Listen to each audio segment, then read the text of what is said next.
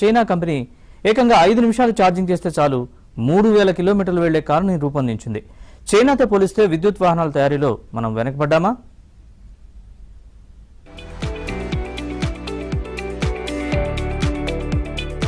విద్యుత్ వాహనాల వాడకం దేశవ్యాప్తంగా గణనీయంగా పెరుగుతోంది. ముఖ్యంగా ద్విచక్ర కార్లు, బస్సుల విభాగాల్లో విక్రయాలు అధికంగా ఉన్నాయి.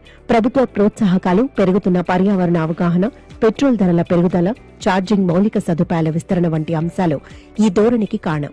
అనేక కంపెనీలు ఈవీల తయారీపై దృష్టి సారిస్తున్నాయి. హైదరాబాద్ లాంటి నగరాల్లో అయితే ఎక్కడ చూసినా ఎలక్ట్రిక్ వాహనాలే కనిపిస్తున్నాయి.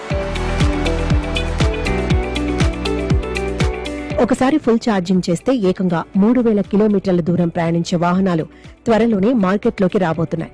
చైనా కంపెనీ హువావే ఈ దిశగా కారును తయారు చేసింది. ఇటీవలి అధిక శక్తి సాంద్రత కలిగిన, వేగంగా ఛార్జ్ అయ్యే ఘన బ్యాటరీ రూపకల్పనపై పేటెంట్ దాఖలు